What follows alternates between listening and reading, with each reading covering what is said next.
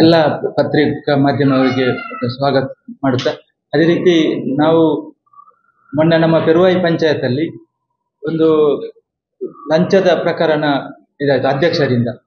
ಅದೇ ರೀತಿ ಅವರು ಸೆಪ್ಟೆಂಬರ್ 6ರಂದು ನಮ್ಮ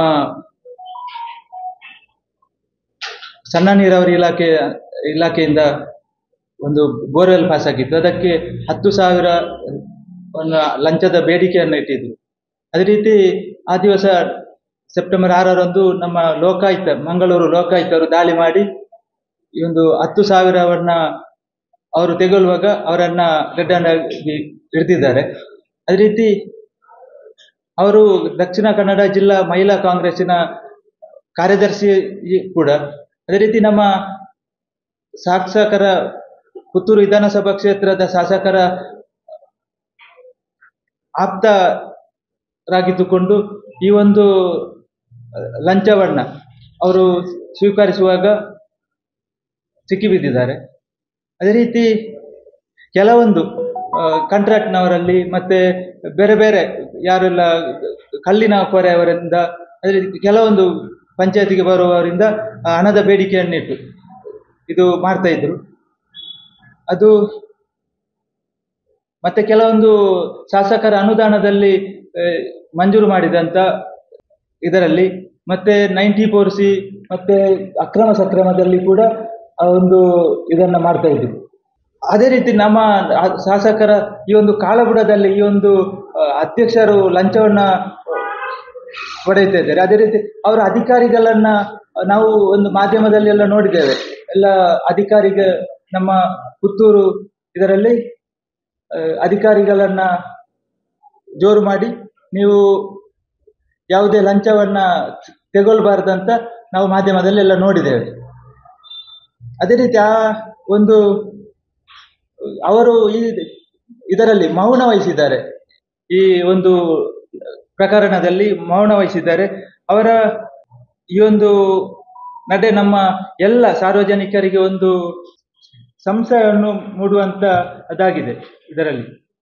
ಅದೇ ರೀತಿ ಅದು ಸಾಧಾರಣ ಕೆಲವೊಂದು ಇದರಲ್ಲಿ ಪೆರುವಾಯಿ ಮತ್ತು ಮಾಣಿಲ ಇದರಲ್ಲಿ ಒಂದು 20-30ರಷ್ಟು ಪಾಸ್ ಆಗಿತ್ತು. ಅವರಲ್ಲಿ ಕೆಲವೊಂದು ಜನರಲ್ಲಿ ನೀವು 10ರಿಂದ 20,000ದವರೆಗೆ ಬೇಡಿಕೆಯನ್ನ ಇಟ್ಟಿದ್ರಂತೆ. ಅದು ಬೋರ್ವೆಲ್ನ ಅದರಲ್ಲಿ. ಹೌದು, ಅದು ಸಣ್ಣ ನೀರಾವರಿ ಇಲಾಖೆಯಿಂದ ಗಿರಿಜನ ಉಪಯೋಗ ನಡಿಯಲ್ಲಿ ಒಂದು ಆಗಿದೆ. ಅದು ಸಾಧಾರಣ 30 ಜನರಿಗೆ ಪಟ್ಟಿ ಇತ್ತು. ನಮ್ಮಲ್ಲಿ ಒಂದು 30 ಜನರಿಗೆ ಪಾಸ್ ಆಗಿತ್ತಂತೆ. ಪೆರುವಾಯಿಯಲ್ಲಿ ಒಂದು 13-14 ಮತ್ತೆ ಮಾಣಿಲದಲ್ಲಿ ಒಂದು 17 ಜನರಿಗೆ ಟೋಟಲ್ ಆಗಿ 30 ಆಗಿತ್ತು. 2 ಪಂಚಾಯತ್, ಪೆರುವಾಯಿ ಮತ್ತು ಮಾಣಿಲ ಪಂಚಾಯತ್. ಅದರಲ್ಲಿ ಸಿಕ್ಕಿ ಬಿದ್ದದ್ದು 1 ಜನ, ಮತ್ತೆ 2-3-4 ಜನ ಕೊಟ್ಟಿದ್ದೇನೆ ಅಂತ ಹೇಳಿದ್ದಾರೆ. ಸೇರಿ ಒಟ್ಟಿಗೆ ಸೇರಿ ಪೆರುವಾಯಿ ಪಂಚಾಯತ್ ಅಲ್ಲಿ. ಮಾಣಿಲದಲ್ಲಿ ಸರ್ ಅವರೇ ತಗೊಂಡಿದ್ದಾರೆ, ಈ ಅಧ್ಯಕ್ಷರೇ. ಅವರಿಗೆ ಬರುವುದಿಲ್ಲ, ಬರದಿದ್ರು ಸಹ ಅವರು ಫೋನ್ ಮಾಡಿ ಇವತ್ತು ತಂದು ಕೊಡ್ಬೇಕು, ಮತ್ತೆ ನಿಮ್ಮ ಒಂದು ರಿಲೇಷನ್ ಇದ್ರೆ ಅವರಿಂದ ಒಂದು 20,000 ನೀವು ತಗೊಳ್ಳಿ ಅಂತ ಅದು ಸಹ ಮಾಡಿದ್ದಾರೆ. ಈಗ ಕೆಲವೊಂದು ಜನ ಈಗ ಹೇಳ್ತಾ ಇದ್ದಾರೆ, ನಾನು ಹೇಳಿದೆ ನೀವು ಬಂದು ನೀವು ಸಹ ಹೇಳಿ ಆ ಒಂದು ಪ್ರಕರಣ. ಅವ್ರಿಗೆ ಕೆಲವೊಂದು ಜನರಿಗೆ ಹೆದರಿಕೆ ಆಗ್ತದೆ ಇದರ ಬಗ್ಗೆ. ಕಾಂಗ್ರೆಸ್ ಅಲ್ಲೇ ಸಹ ಕಾಂಗ್ರೆಸ್, ಪೆರುವಾಯಲ್ಲಿ ಸಹ ಉಪಾಧ್ಯಕ್ಷರು ಅವರು ಲಲಿತಾ ಆಚಾರ್ಯ, ಹೌದು ಬಿಜೆಪಿ. ಮತ್ತೆ ಇದರ ಎಲ್ಲ ಇದರ್ಕೊಂಡು ಅವರು ಅವರ ಪಕ್ಷದ ಕಾರ್ಯದರ್ಶಿ ಹುದ್ದೆಗೆ ರಾಜೀನಾಮೆಯನ್ನ ಇವರು ತೆಗೊಳ್ಬೇಕು.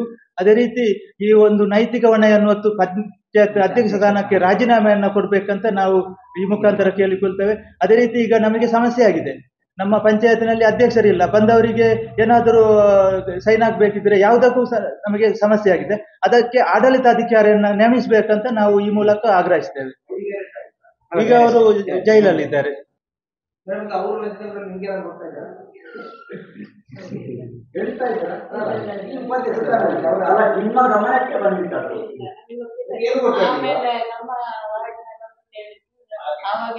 ಸಾಮಾನ್ಯವಾಗಿ ಅಧ್ಯಕ್ಷರು ತಗೊಂಡಾಗ ಮತ್ತೆ ಕೊಡುವುದು ರೂಢಿ. ಒಂದು ಬಾಲ 10,000 ಹಾಗೆ ನಿಮಗೆ ಯಾವಾಗ ಗೊತ್ತಾಯ್ತು? ನಮಗೆ ನಮ್ಮ ವಾರ್ಡೆಲ್ಲ ಹೇಳಿದ್ರು, ನಮಗೆ ಬೋರ್ ಹಾಕಿಸಿ ನಮಗೆ ಪಾಸ್ ಆಗಿದೆ. ಅದನ್ನು ನಾವು ಕೇಳುವಾಗ ಅವ್ರು ಹೇಳಿದ್ರು 10,000 ಕೊಡ್ತಿದ್ದೇವೆ. ನಾವು ಎಲ್ಲಿಂದ ಕೊಡೋದು, ನಮಗೆ ದಿನ ಕಳೆಯೋದೇ ಕಷ್ಟ, ನಾವು 10,000 ಎಲ್ಲಿಂದ ಕೊಡೋದು ಅಂತ ಅವ್ರು ಹೇಳಿದ್ರು. ಆದ್ರೆ ಮೊದಲು ನಿಮ್ಮ ಗಮನಕ್ಕೆ ಬಂದಿತ್ತು? ಇಲ್ಲ ಇದೇ ಬೋರ್ ಪಾಸ್ ಆದ ನಂತರ ಇದು ನಂತರ ಆಗ್ತದೆ. ಇದೇ ಪ್ರಕರಣ ಇವರಿಗೆ ಇದು ಇತ್ತು. ಇವರಲ್ಲಿ ಫೋನ್ ಮಾಡಿದ್ದು ಅವ್ರು ಹೇಳಿದ್ರು, ಈ ತರ ನನ್ನಲ್ಲಿ ಕೇಳ್ತಾ ಇದ್ದಾರೆ 10,000 ಅಂತ. ಇವರು ನನಗೆ ಫೋನ್ ಮಾಡಿ ಕೇಳಿದ್ರು, ಅವರಲ್ಲಿ ಏನು ಹಣ ಇಲ್ಲ ಅಂತೆ, 10,000 ಕೇಳ್ತಾ ಇದ್ದಾರೆ ಅಂತೆ. ನಾನು ಅಧ್ಯಕ್ಷರು ಕೇಳ್ತಾ ಇದ್ದಾರೆ. ಮತ್ತೆ ನಾನು ಹೇಳಿದೆ, ನೀವು ಕೊಡುವುದು ಬೇಡ ಹಣವನ್ನ, ನೀವು ಸೀದಾ ನಮ್ಮ ಶಾಸಕರಲ್ಲಿ ಹೇಳಿ, ಅವರ ಗಮನಕ್ಕೆ ತಂದ್ರೆ ಅವರು ಅದನ್ನ ಸರಿ ಮಾಡ್ಬೋದು. ಮತ್ತೆ ಅವ್ರು ಹೇಳ್ತಾ ಇದ್ದಾರಲ್ಲ, ನಾನು 1 ರೂಪಾಯಿ ಯಾರಲ್ಲಿ ಮುಟ್ಟುವುದಿಲ್ಲ, ಮುಟ್ಟಿದವರನ್ನು ನಾನು ಬಿಡುವುದಿಲ್ಲ ಅಂತ ಹೇಳ್ತಾ ಇದ್ದಾರೆ. ಆ ತರ ಇರುವಾಗ ಒಂದು ಪಂಚಾಯತ್ ಅಲ್ಲಿ ಇದ್ದುಕೊಂಡು, ಅಧ್ಯಕ್ಷರ ಇದ್ದುಕೊಂಡು ಈ ಲಂಚದವನ್ನ ಬೇಡಿಕೆಯನ್ನು ಕೊಡುವುದು ದೊಡ್ಡ ತಪ್ಪು. ಯಾರಾದ್ರೂ ಅಧಿಕಾರಿಗಳು ಕೇಳಿದ್ರು ಸಹ ಜನಗಳು ಅದು ಕೊಡುವುದು ಬೇಡ, ಯಾಕೆ ಕೊಡ್ಬೇಕಂತ ನಾವು ಒಂದು ಅಧ್ಯಕ್ಷರಾಗಿ ನಾವು ಅದನ್ನ ಹೇಳ್ಬೇಕು. ಅದನ್ನ ಬಿಟ್ಟು ಇವರೇ ಆ ಒಂದು ಲಂಚವನ್ನ ಇದು ಮಾಡಿದ್ರೆ ಇವ್ರದ್ದು ದೊಡ್ಡ ತಪ್ಪು ಅಂತ ನಮ್ಮ ಒಂದು ಇದು.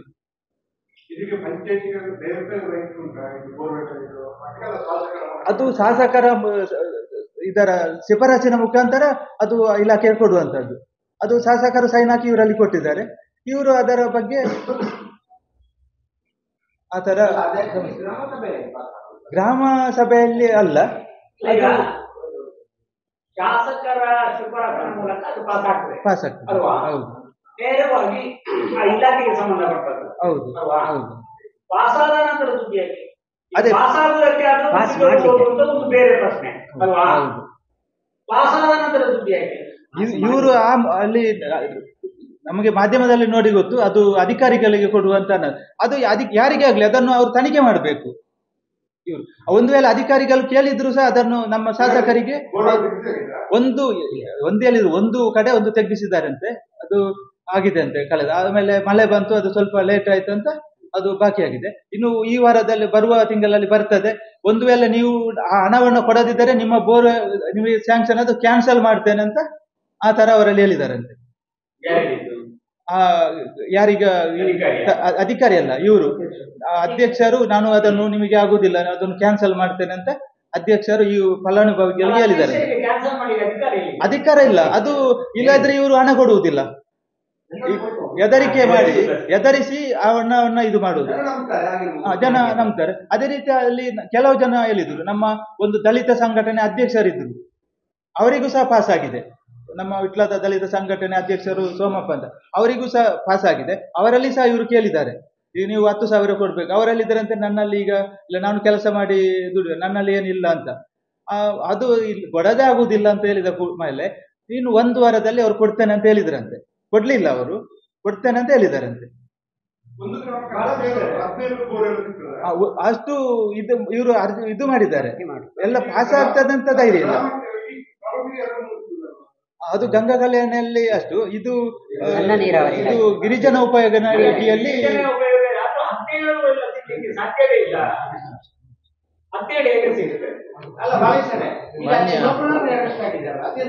ಅದು ಆ ಹೊತ್ತಿನಲ್ಲಿ ಇವರು ಅಧ್ಯಕ್ಷರು ಇರ್ಲಿಲ್ಲ.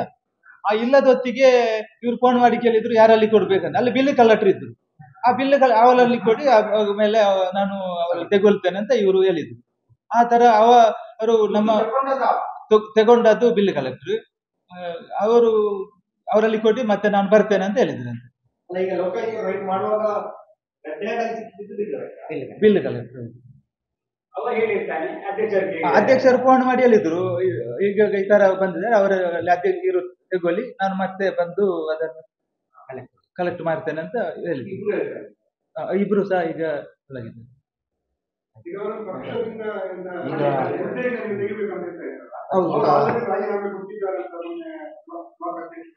ಕೊಡ್ಲಿಲ್ಲ.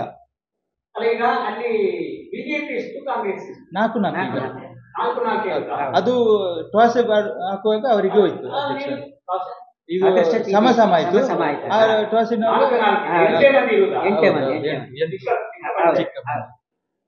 ಅದು ಮೊದಲು 2 ಪಂಚಾಯತ್ ಒಟ್ಟಿಗೆ ಇತ್ತು, ನಮ್ಮ ಪೆರುವಾಯಿ ಮತ್ತು ಮಾಣಿಲ ಒಟ್ಟಿಗೆ ಇತ್ತು. ಮಂಡಲ ಮತ್ತೆ ಅದು ಬೇರೆ ಬೇರೆ ಆಗಿ ಈಗ 8. ಅಧ್ಯಕ್ಷರ ಮೇಲೆ ಅವಿಶ್ವಾಸದಲ್ಲಿ ಆಗುದಿಲ್ಲ. ಅವಿಶ್ವಾಸ ಸಮ ಇರೋದು ಈಗ. ವಿಶೇಷವಾಗಿ ಸೆಪ್ಟೆಂಬರ್ 6ರಂದು ನಡೆದಂತಹ ಲೋಕಾಯುಕ್ತ ದಾಳಿಯ ಪ್ರಕರಣಕ್ಕೆ ಸಂಬಂಧಿಸಿದಂತೆ ಪೆರುವಾಯಿ ಗ್ರಾಮ ಪಂಚಾಯತ್ ಅಧ್ಯಕ್ಷರು ಪ್ರಭಾವಿ ಅಲ್ಲಿಯ ಕಾಂಗ್ರೆಸ್ಸಿನ ಮುಖಂಡೆ ಆಗಿರುವಂಥ ನಫೀಸರ್ ಅವರು ಸೆಪ್ಟೆಂಬರ್ 6ರಂದು ಈ ನಮ್ಮ ಕೊಳವೆಬಾವಿ ತೆಗೆಸಿಕೊಡುವ ನೆಪದಲ್ಲಿ ಸಣ್ಣ ನೀರಾವರಿ ಯೋಜನೆಯ ಸುಮಾರು ಪೆರುವಾಯಿ ಮಾನಿಲದಲ್ಲಿ 30 ಮಂದಿಯ ಒಂದು ಹೆಸರನ್ನ ಶಾಸಕರ ಮುಖಾಂತರ ಶಿಫಾರಸು ಮಾಡಿ ಸರ್ಕಾರದ ವಿಶೇಷ ಯೋಜನೆ ಅಡಿಯಲ್ಲಿ ನಮ್ಮ ಪೆರುವಾಯಿ ಮಾನಿಲದಲ್ಲಿ ಮಂಜೂರು ಮಾಡಿಸುವಂಥ ಒಂದು ಪ್ರಯತ್ನದಲ್ಲಿ ಸರ್ಕಾರದ ಅನುದಾನವನ್ನು ಗಿರಿಜನ ಉಪಯೋಗ ಯೋಜನೆಯಡಿ ಪರಿಶಿಷ್ಟ ಪಂಗಡದ ಜನರಿಗೆ ಸಿಗುವಂಥ ಯೋಜನೆ. ಇದರಲ್ಲಿ ಪ್ರತಿಯೊಬ್ಬರಲ್ಲಿಯೂ ಕೂಡ 10,000ದಿಂದ 20,000ದವರೆಗೆ ಲಂಚದ ಆಮಿಷ ಒಡ್ಡಿ 6ರಂದು ಲೋಕಾಯುಕ್ತ ಬಲೆಗೆ ಬಿದ್ದಿದೆ. ಸ್ಪಷ್ಟವಾಗಿ ಇದರಲ್ಲಿ ಗೊತ್ತಾಗ್ತದೆ, ಸರ್ಕಾರ ಇದರಲ್ಲಿ ನೇರವಾಗಿ ಇದರಲ್ಲಿ ಪಾತ್ರ ವಹಿಸಿದೆ. ಇದು ಶಾಸಕರ ಕಾಲಬುಡದಲ್ಲೇ ನಡೆದಂತಹ ಘಟನೆ.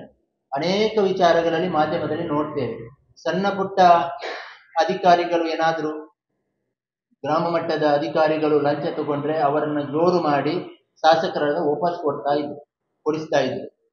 ಮತ್ತು ಮಾಧ್ಯಮದ ಎದುರಿಗೆ ಆರಂಭಿಕ ಸೂರತನದ ಹಾಗೆ ಭ್ರಷ್ಟಾಚಾರ ರಹಿತ ಆಡಳಿತ ಕೊಡ್ತೇವೆ ಅಂತ ಹೇಳಿ ಜನರನ್ನು ನಂಬಿಸುವ ಪ್ರಯತ್ನ ಮಾಡ್ತಾ ಇದ್ದಾರೆ. ಇವತ್ತು ಅನೇಕ ಸರ್ಕಾರಿ ಕಚೇರಿಗಳಲ್ಲಿ ಭ್ರಷ್ಟಾಚಾರದ ಬಗ್ಗೆ ಲಂಚ ತಗೊಳ್ಳುವಂಥ ಸಂದರ್ಭದಲ್ಲಿ ಲೋಕಾಯುಕ್ತ ಇತಿಹಾಸದಲ್ಲೇ ಈ ಒಂದು ಅವಧಿಯಲ್ಲಿ, ಈ ಸರ್ಕಾರದ ಅವಧಿಯಲ್ಲಿ ಪುತ್ತೂರು ವಿಧಾನಸಭಾ ಕ್ಷೇತ್ರದ ವ್ಯಾಪ್ತಿಯಲ್ಲಿ 2-3 ಪ್ರಕರಣಗಳಾಗಿದೆ. ಇದರಲ್ಲಿ ನಮ್ಮ ತಾಲೂಕು ಕಚೇರಿಯ ಪ್ರಕರಣವೂ ಕೂಡ ಒಂದು ನಿದರ್ಶನ. ರಾಜಕೀಯವಾಗಿ ನಾವು ನೋಡುವುದಾದರೆ ಅವರದ್ದೇ ಆದಂತಹ ಒಬ್ಬರು ಪ್ರಭಾವಿ ಪಕ್ಷದ ನಾಯಕಿ, ಜಿಲ್ಲಾ ಮಹಿಳಾ ಕಾಂಗ್ರೆಸ್ಸಿನ ಕಾರ್ಯದರ್ಶಿ, ಪಂಚಾಯತಿನ ಅಧ್ಯಕ್ಷೆ ಆಗಿದ್ದುಕೊಂಡು ಶಾಸಕರ ಆಪ್ತ ವಲಯದಲ್ಲಿ ಗುರುತಿಸಿಕೊಂಡು ಅನೇಕ ಕೆಲಸ ಕಾರ್ಯಗಳು ಗ್ರಾಮ ಮಟ್ಟದಲ್ಲಿ ಯಾರಿಗಾದರೂ ಸಿಗಬೇಕಿದ್ರೆ ಅವರ ಶಿಫಾರಸು ಗ್ರಾಮ ಮಟ್ಟದಲ್ಲಿ ಶಾಸಕರಿಗೆ ಬೇಕು. ಇಲ್ಲ ಅಂತಂದ್ರೆ ಶಾಸಕರು ಮಾಡೋದಿಲ್ಲ. ಈಗ ಶಾಸಕರು ಹೇಳ್ತಾರೆ ಲಂಚ ತಗೊಳ್ಬಾರ್ದು ಅಂತೇಳಿ. ಯಾವುದೇ ಕೆಲಸ ಒಬ್ಬರಿಗೆ ಮಾಡಬೇಕಿದ್ರೆ ಅವ ಕಾಂಗ್ರೆಸ್ ಕಾರ್ಯಕರ್ತ ಆಗಬೇಕು, ಇಲ್ಲ BJP ಅವಾದರೆ ಮುಂದಿನ ಚುನಾವಣೆಯಲ್ಲಿ ಶಾಸಕರಿಗೆ ಓಟು ಕೊಡ್ತೇನೆ, ನಿಮಗೆ ಮತ ಕೊಡ್ತೇನೆ ಅಂತ ಹೇಳಿದರೆ ಮಾತ್ರ ಅವನಿಗೆ ಅಕ್ರಮ ಸಕ್ರಮ 94C ಅಥವಾ ಸರ್ಕಾರದ ಇಂಥ ವಿಶೇಷ ಯೋಜನೆಗಳು. ಇಲ್ಲ ಅಂತಂದ್ರೆ ಇಲ್ಲ. ಅದಕ್ಕಿಂತಲೂ ಮುಂದೆ ಒಂದು ಹೆಜ್ಜೆ ಹೋದರೆ ನಿಮಗೆಲ್ಲ ಗೊತ್ತುಂಟು, ನಮ್ಮ ತುಳುನಾಡು ಇಲ್ಲಿ ಸಾಂಪ್ರದಾಯಿಕವಾಗಿ ಒಂದು ಜಾತ್ರೆ ನೇಮೋತ್ಸವಕ್ಕೆ ಕೋಳಿ ಅಂಕ ಆಗ್ತಾ ಇತ್ತು.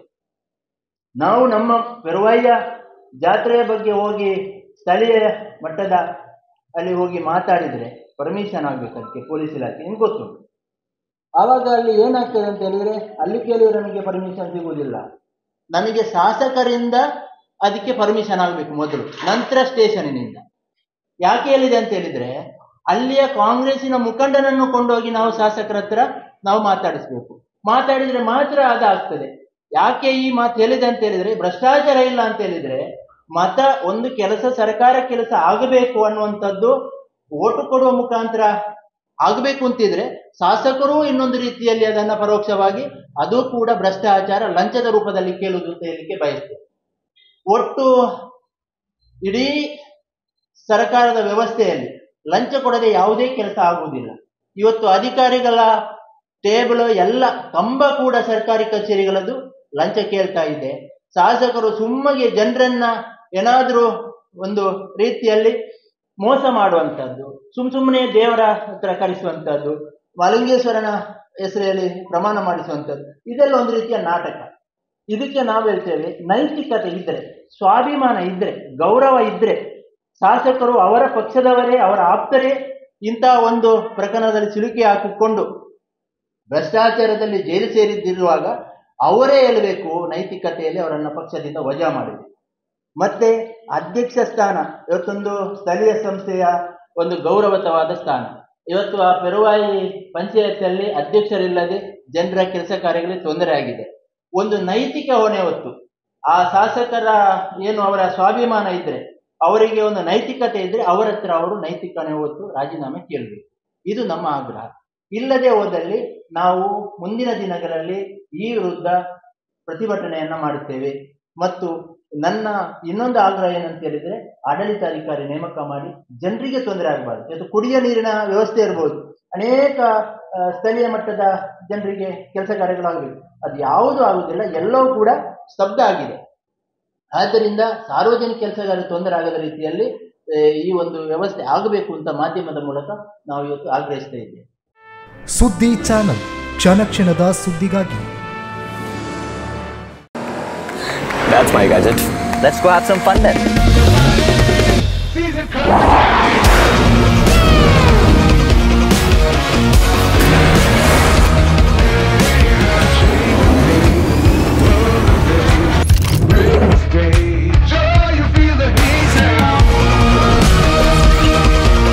Introducing the hot and techy Brezza SCNG. Cool new SCNG tech for a cool new generation.